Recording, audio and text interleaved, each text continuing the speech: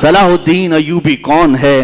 ایک وہ مجاہد ہے، سپاہی تھا اور نور الدین زنگی کی تربیت میں رہنے والا، کشا کشاں چلتا تھا۔ بسا اوقات ایسا تھا کہ خاندان الگ تھا، بڑے لوگوں کا، پیسے والوں کا خاندان تھا، لیکن اللہ جس کا دل بدل لے اور جس کو کام پر لگائے تو پھر دنیا کے تماشوں سے اس کا جی اٹھ جاتا ہے۔ وہ نکلا۔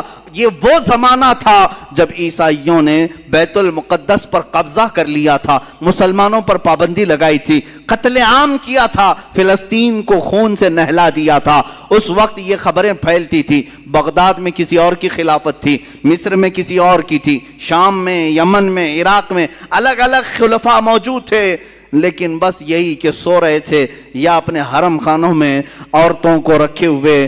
بہت سارے الگ الگ اسلامی خلفاء میں بھی بعض عیاشیاں آئیں۔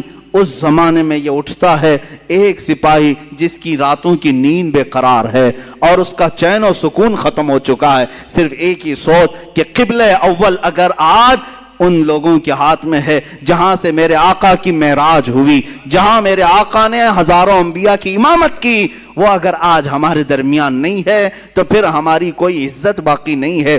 یہ سوچ لے کر کے نکلا اور اس کے بعد مصر جب تشریف لائے، یہاں پر نور الدین زنگی کے انتقال کے بعد صلاح الدین ایوبی کو سپہ سالار بنایا گیا، مصر کا گورنر بنایا گیا۔ مصر کی گورنری آنے کے بعد سب سے پہلے قسم اٹھاتا ہے یہی صلاح الدین، کہتا ہے کہ اللہ کو گواہ بنا کر کہتا ہوں اس وقت تک چین سے اپنے گھر میں نہیں آؤں گا جب تک بیت المقدس میں اپنا مصلی نہیں بچھاؤں گا۔ اتنا ہی نہیں، ایک جگہ سے گزرتے ہوئے ایک بڑھئی کو دیکھا جو ممبر بنا رہا تھا اور پوچھا بہت خوبصورت ہے، میں خرید لوں؟ کہا لے لو۔ کہا اسی دن یہ نیت کر لیا کہ اس ممبر کو میں بیت المقدس میں ضرور لگاؤں گا، اور وہی ایک حوصلہ ہے، ایک عزم ہے، اور اس کے بعد نکلے۔ کتنی جنگیں ہوئی، کتنے مقابلے ہوئے، اللہ اکبر، کتنی راتیں یہ جنگلوں میں کاٹتے رہے، کتنے ان کے ساتھ ہیلے بہانے کیے گئے، اپنوں نے غداریاں کی، منافقین نے دھوکہ دیا، تقریباً زندگی پر 12 مرتبہ خونی حملے کیے گئے، سر پر وار کیے گئے، کندھے پر وار کیا گیا، لیکن جسے اللہ رکھے اسے کون چکھے؟ اللہ جس کی حفاظت فرمائے۔ صلاح الدین ایوبی سے جو کام لینا تھا وہ کام لے کر رہا، رب تعالیٰ کی یہ منشا ہے۔ اس کے بعد ایک وقت وہ بھی آیا کہ صلاح الدین ایوبی کی تاریخ میں حیرت کی بات میں اگر آپ کو بتا دوں، ایک وقت ایسا بھی آیا کہ صلاح الدین کے پاس 12,000 کا لشکر تھا، سب سے بڑا لشکر ہے، 12,000 کا لشکر تھا۔ عیسائی کھار کھائے ہوئے تھے، ہر جنگ میں ہارتے تھے، شکست کھاتے تھے، تو کیا کیا؟ صلیبیوں کے بڑے بڑے بادشاہوں نے اپنی فوجیں جمع کرنا شروع کی، اتنی فوجیں جمع کی کہ 4 لاکھ کو پہنچ گئی، اور وہ 4 لاکھ کی فوج جب مقابلے کے لیے نکل کر کے آئی، ملک شام کا علاقہ تھا، صلاح الدین سے کہا گیا اب یہ معرکہ خون ریز ہے، کیسے 4 لاکھ آ رہے ہیں، تمہارے پاس کیا ہے؟ 12,000۔ سب کو جمع کیا میدان میں، پوچھا صلاح الدین ایوبی نے کہ سنا ہے صلیبیوں نے، عیسائیوں نے 4 لاکھ کا مجمع جمع کر لیا ہے، یہ خونی جنگ ہو سکتی ہے، ہم 12,000 کی تعداد میں ہیں، چاروں جگہ سے اگر وہ حملہ آور ہو جائیں تو پھر ہم مٹھی بھر ہوتے ہیں، تمہارا کیا خیال ہے؟ ہم یہ چھوڑ کر چلے جائیں یا پھر میدان میں رہیں؟ فوجیوں نے جواب کیا دیا؟ وہ کہتے ہیں کہ ہم کسی ایرے غیرے کے سپاہی نہیں، ہم صلاح الدین کے سپاہی ہیں۔ اللہ کے شیروں کو آتی نہیں روباہی، آئینے جواں مردہ حق گوئی وہ بے باکی۔ اقبال نے سچ کہا تھا، اللہ کے شیر کبھی لومڑی بننا پسند نہیں کرتے، میدان جنگ میں اڑ جاتے ہیں۔ اس کے بعد ہوا یہی، تاریخ نے دیکھا صلاح الدین ایوبی کی 12,000 کا یہ لشکر میدان میں اترا، 4 لاکھ کی فوج کو انہوں نے 3 دن کے اندر اپنی سیاسی بصیرت سے ایسے ٹکڑوں میں تبدیل کیا کہ تقریباً 8 ٹکڑوں میں الگ الگ انہیں بانٹ دیا، الگ الگ طریقے سے۔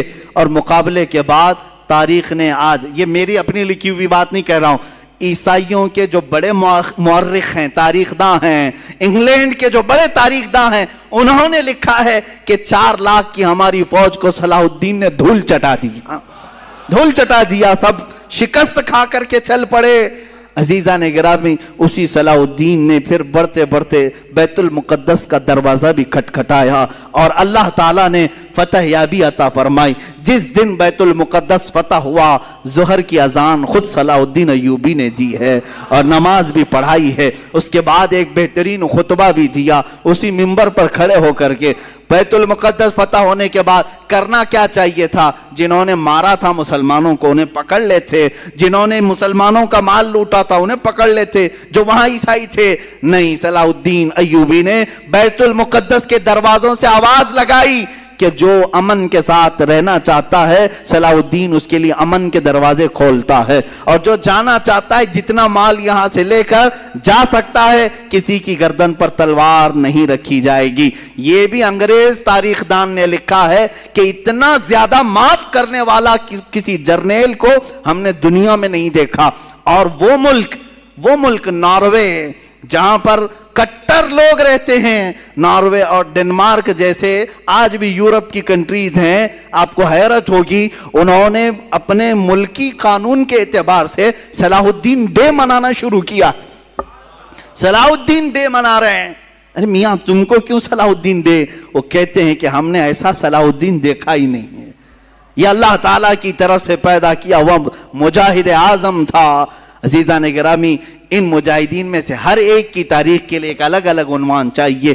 مختصر میں عرض کر رہا ہوں صرف اس لیے کہ جوانوں میں ہمارے جذبہ بیدار ہو، تم اس بات میں فخر کرو کہ تم جن کے وارثین ہو وہ کوئی بزدل قوم کے ہیرو نہیں تھے۔ الحمدللہ ہماری تاریخ میں کوئی ایسا ایرا غیرہ اور نتھو کھیرا نہیں ہے۔ اگر ہم تاریخ اٹھائیں تو آج بھی لوگوں کے سروں پر بجلیاں کون دیں گی، بجلیاں کڑکیں گی۔